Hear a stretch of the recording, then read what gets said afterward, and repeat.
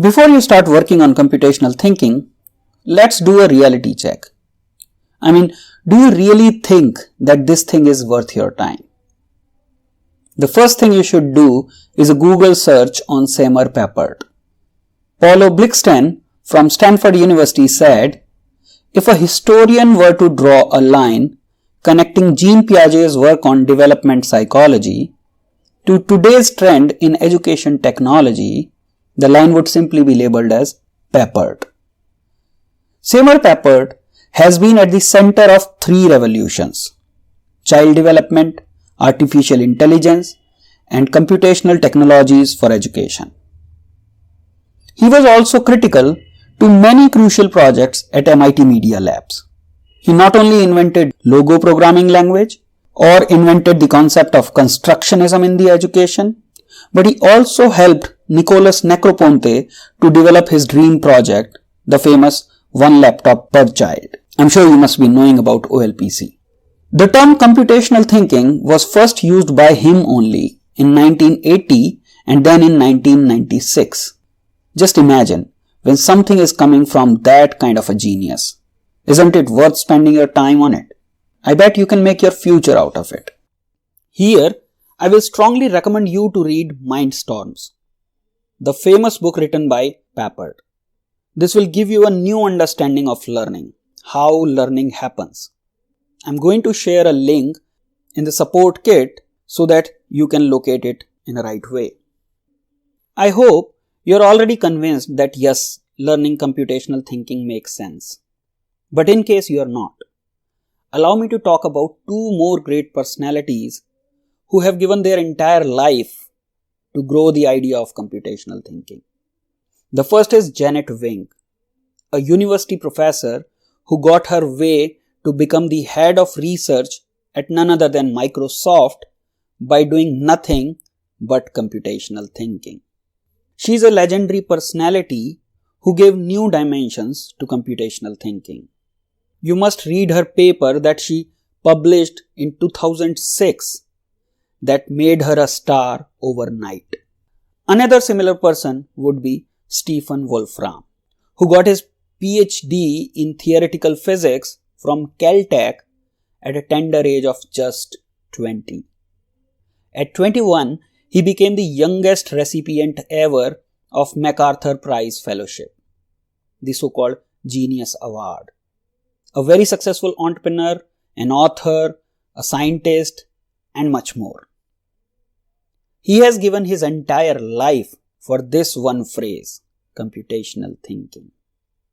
And if you are still not convinced, let me also tell you that D5, the world's 5 most digitally advanced nations, united together in 2014 to discuss about the way forward. And one of the key agenda on this event was Learn to Code. And in this first event itself, this pointer was changed as they unanimously decided to put computational thinking before coding. Today, D5 is known as Digital Nations and now it has 10 countries in it, and they still believe that it is first about computational thinking. But why I am telling you all this? Because I want to tell you that computational thinking is not just another thing. It is the future of learning. And that is why I wrote this whole book to help school educators and parents to let them understand how to help your kids think computationally. And in case you would like to know more about how I landed here, frankly, this book is a compilation of my works that I was doing for my daughter Nikisha. Back in 2014, my daughter got an injury in her knee and she underwent a surgery, and doctors told us you cannot send her to school at least for a year. And she was just little more than 3 at that point of time. You see, it was the right time to send her to school. And so I started working with her to make sense of education. And I went through various education philosophies like Waldorf or Montessori, Reggio, and soon I realized that while I may give a lecture of hours and hours on these topics, I do not really understand them. And so I decided to join a community of educational innovation so that I can make some sense of it. But I could not find one. And so I created a community myself where I got the opportunity to meet the people from the biggies like edX or Khan Academy, as I hosted them to be the speaker on my events. But I also got the opportunity to meet my mentor, Professor M.M. Pant, who not only introduced me to the concept of computational thinking, but also guided me to write a book on this topic. And let me tell you, it was not easy. I could not believe I can really write a book. And I want to tell you, if you also think you want to write a book and are not able to convince yourself, let me tell you straight, 8 months of procrastination and 1 month of solid work, and I finally wrote this book.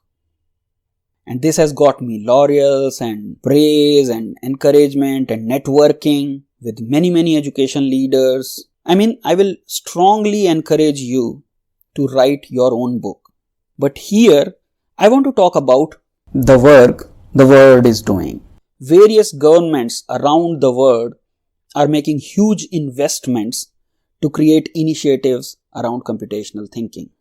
Even the preschools in Singapore are teaching a computational thinking enabled curriculum under their Smart Nation initiative. Another very strong initiative is being run in New Zealand under the name CS Unplugged. I will strongly recommend every school teacher and parent to have a look at it. A lot of games in my own book have been inspired by the CS Unplugged activities. While Computing at School and CS for Fun are the initiatives being run in the UK, ISTE and CSTA are the ones from USA. And not only that, today every major tech organization is running an initiative around computational thinking.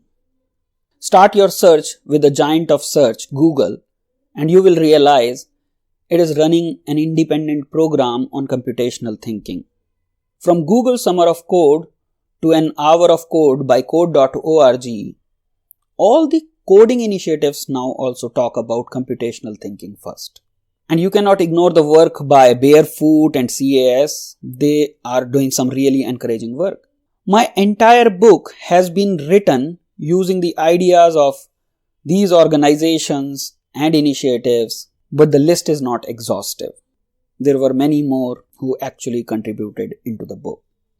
And I hope by now you must be really finding it worthy to work on computational thinking. See you in the next video on the program.